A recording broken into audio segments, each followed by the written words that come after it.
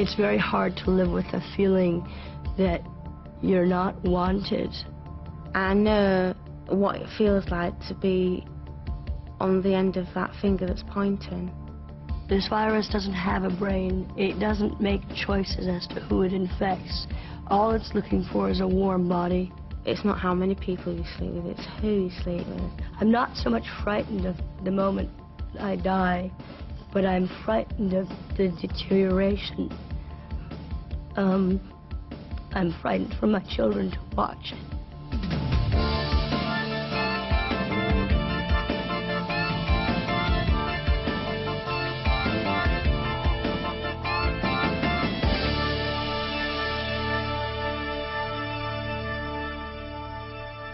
The women you are about to see are victims of a deadly illness, which is growing more quickly amongst young women than any other section of the population.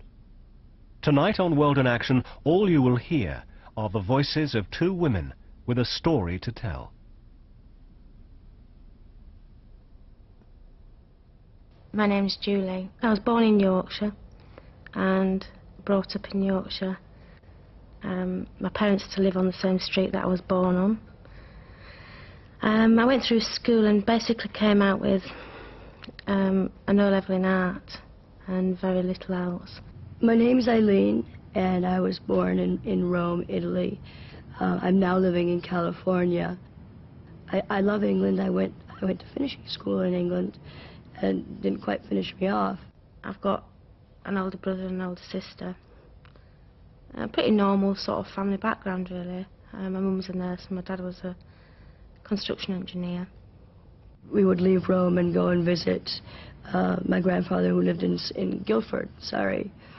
And now my dad and my brothers live in London, and I continue to go back and forth. In the summer of 1991, I met a man who I just thought was wonderful. He was handsome and he was clever and intelligent, and he's just lots of things that I really liked about him. I met my husband when I was 18 years old. Chris and I had somewhat of a load on our backs being married. Not only was I the granddaughter of J. Paul Getty, but he is the son of Elizabeth Taylor, and eyes were always on us. And it was pretty funny. In those days, we used to hang carpets, nail carpets to our windows so that nobody could see in. And he's a wonderful, wonderful man. And to this day, I love him dearly. I was 24 and was still that naive, really, that you could still get bowled over by all the same stuff you could get bowled over by when you were 16, which was, and I bet, you know, I could probably get bowled over by exactly the same stuff now. Chris and I lived we were very happily married, and unfortunately, a period came up when we were somewhat distant from each other, and I met this man by the name of Gary. I was attracted to him for very shallow reasons. He was very, very good looking. And whether I was bored and needed an addition to my life, I don't know. But I made what I then thought was a mistake of sleeping with this man. It was that kind of passion and intensity where you meet somebody and you think, this is it, you know, quite overwhelming sort of stuff. And by the end of the 3-month period, I think we'd both come back down to earth, really.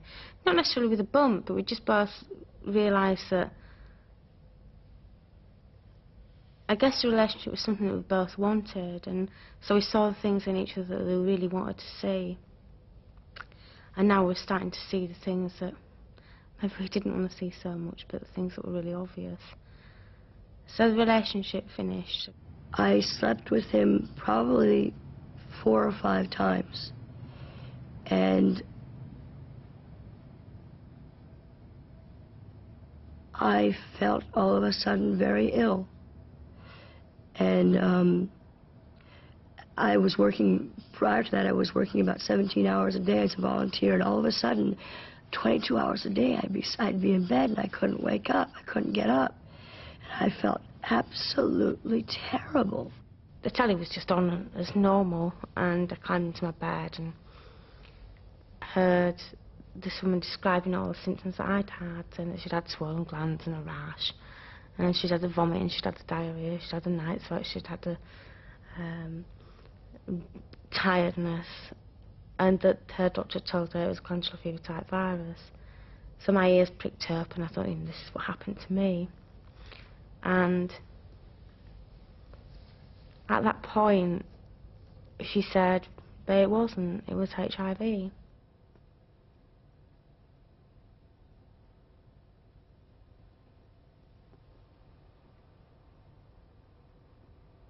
About a month after I was having these dreadful symptoms, Mom being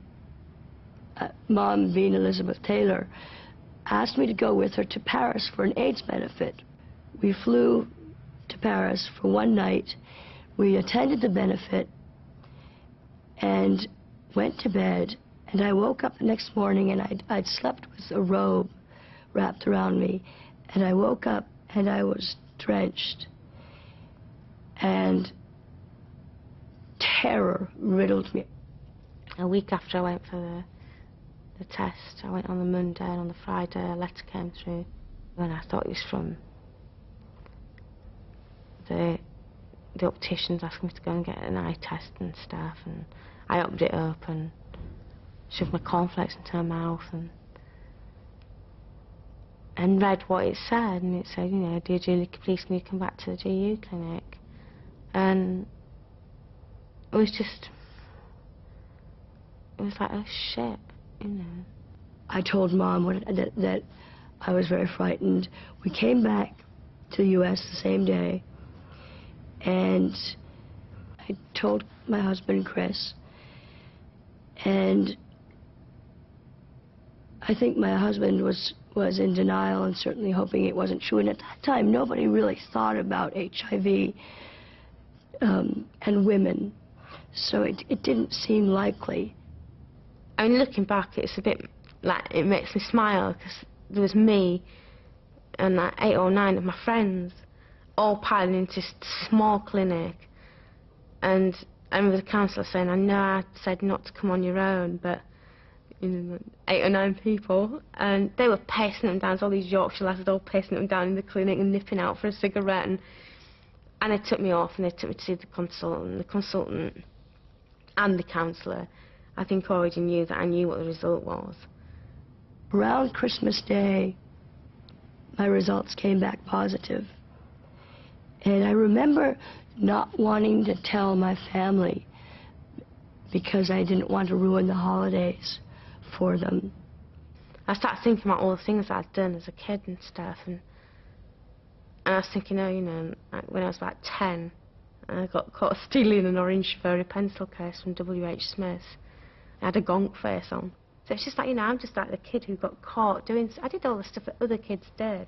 I just got caught doing it. I was just really stupid about it. There was also like, you must be crazy to have thought you could get away with having unprotected sex. If there's something about it, you're going to get it. It's almost that sort of stuff. And I got out of the clinic, and all my friends were pacing up and down waiting for me. And I came out of the clinic, everybody looked at me and said, are you all right? And I said, yeah, I'm fine. And they're still good. And as to what was the result, and I said, it was positive. Everyone went, oh, thank God for that. And I went, oh, what does that mean? Does it mean you've got it or you haven't got it? And I said, it means I've got it.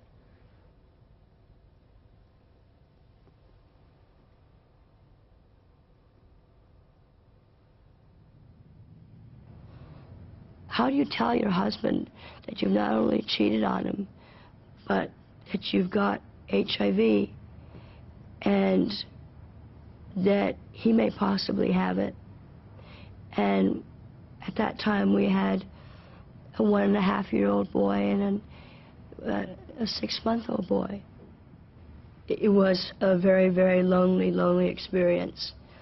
I left my husband, and the shame that I felt was just inordinate. I felt so much shame.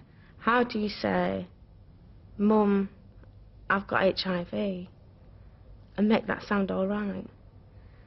And I ran through it in my mind so many times, and there wasn't one. When I told my father that I had HIV, he cried, and that comforted me so much because no one else in my family had cried. The day that I did tell him was probably the most traumatic event of my adult life. It was far more traumatic than getting a diagnosis. I went to just, Dad, I've got something to tell you, and you're not going to like it. And he looked at me, and it was a time that I just finished my degree. And he looked at me and said, "You failed your degree." The day I told Caleb and Andrew was after I picked them up from school. I sat them down in the living room and told them that I had something to tell them that was going to be very difficult for them. And I told them that I had a disease, HIV, which they'd heard of. And I told them how I got it, and that at the time there was no cure. And they asked me if I was going to get better, and I told them that most likely I wasn't, and that it was most likely that I would die of it. And what does a child do but feel at a great loss and cry and suffer, and they were very frightened.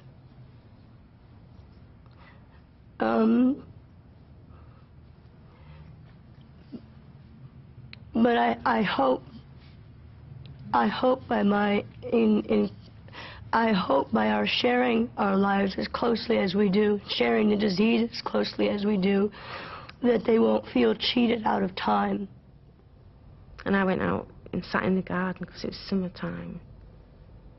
And he came with a drink for him and a drink for me, and he sat down next to me on the bench, and he told me army stories and tales about his youth, and then he just started bawling his eyes out. He was just really upset. And I said, you're my little pigeon. You're the little girl who used to tug on my trousers and say, "Cally me, Dad, cally me." And he was just completely heartbroken.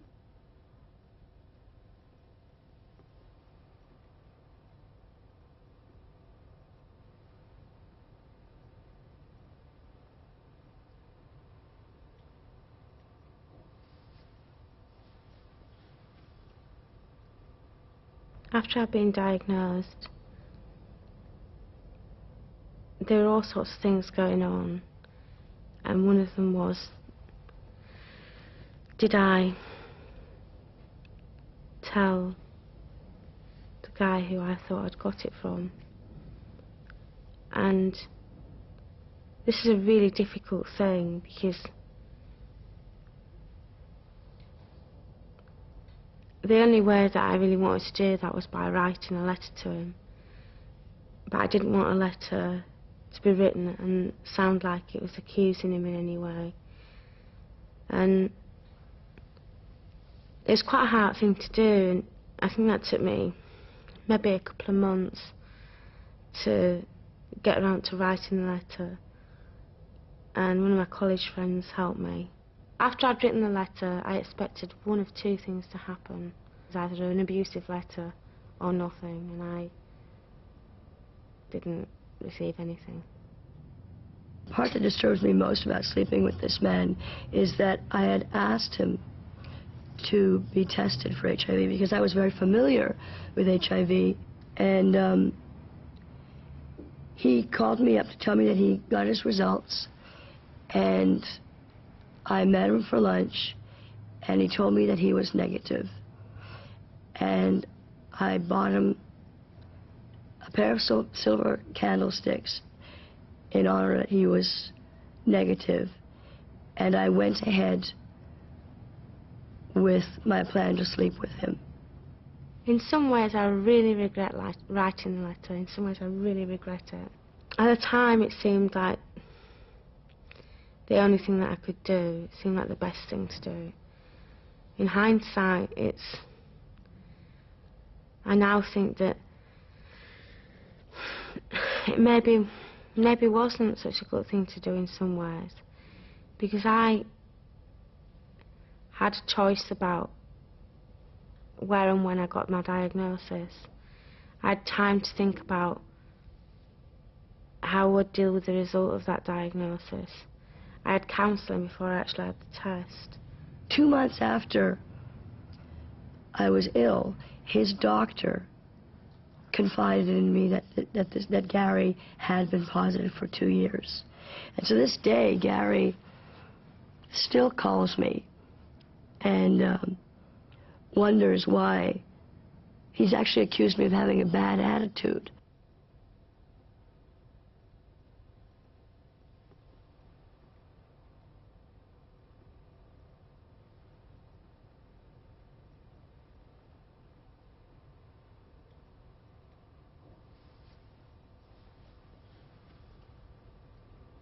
People say, what do you do? And I say, I work at Positively Women. And they say, what's that? And I say, it's an agency that works with HIV-positive women. And they say, how do you get into it? And at that point, I have to make a decision about whether I tell them that I'm HIV-positive or whether I lie about it. Someone was actually killed by their partner who found out that you know, his girlfriend was positive. I've been positive 12 years and full-blown for 6. The fact that the organizations themselves do not condemn it and that they chalk it up to, well, it's both persons' responsibility is absolutely alarming. And that's criminal. I don't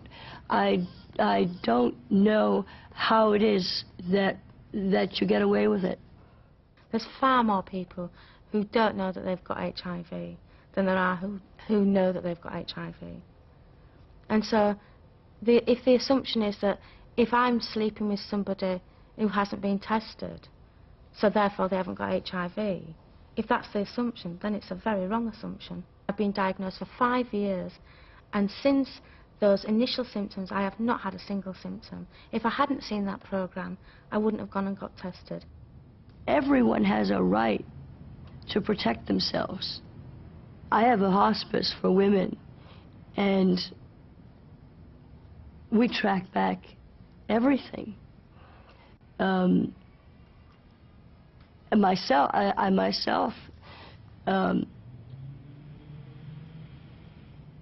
am very careful to inform everyone that I'm infected, not necessarily those I'm just intimate with, but those that I am friends with. Agencies that are around now for people with HIV, they're there for the people with HIV, and they're there to support people with HIV. It isn't the role of agencies to persuade individuals how to live their lives, or what to do with their lives, or who they should tell or who they shouldn't tell. That has to be the decision of the person who's HIV positive. This is AIDS. This is one's life. This strips you of everything you've got. It is your responsibility to inform the other that you are infected. By not informing them, I know it's a strong word to use, but you are murdering another. if I was going to meet someone, or if I met someone who I wanted to sleep with, and I knew that this is going to be a one-night stand, or this is going to be very short term, then I don't see the reasoning in telling someone that information. If I'm the one who's instigating safer sex, then I don't see the reasons why that information is of any value. I have the power to kill you. And I can only justify a relationship by informing you of what it is that I have.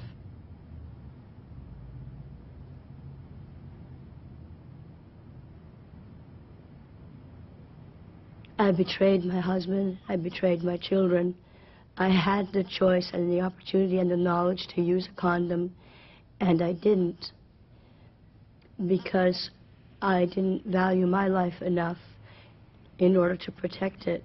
And I was more frightened that I would ruin a moment and that I would possibly be rejected by this man for asking a condom than protecting a life that nurtures 2 children, Caleb and Andrew, and a life that today I love living. The way that I've lived my life is to look for the humour in things, and there is usually humour in something. You can find humour in almost anything, the most darkest, bleakest situations. And I think it is a defence, but it's also something that's, for me, a way of expressing myself, as well as talking about issues that are really quite difficult. I've been on more critical lists than New Year's Eve parties. And it's the love that continues to ignite my life. I am HIV positive, but my HIV is only a part of me. That's not all I am. I have things that I want to do in my life, regardless of my HIV status. I sit with people that are dying because no one else will. And someone that was dying said to me, one of his last words were that he wished for me that someone would die with me as I did with him, that it made all the difference in his life. It's not frightening to die with people. It's not frightening at all. And in fact, by dying with others, you learn about your own death, and therefore you learn how to live. I have a great life. I love my life. The biggest fear isn't death. It's the illnesses that you can get and what they do to you before you die. I mean, I've seen friends die, and I tend to think that death would be a bit of a relief, really, having seen people die of the most horrendous illnesses. I maintain and believe that it is possible for me to die of natural causes. I cannot say that that is certain, but I believe it is possible. I have made plans to end my life when I am no longer capable of giving my children what they need. But I believe I have many more years. I love life too much to let go of it.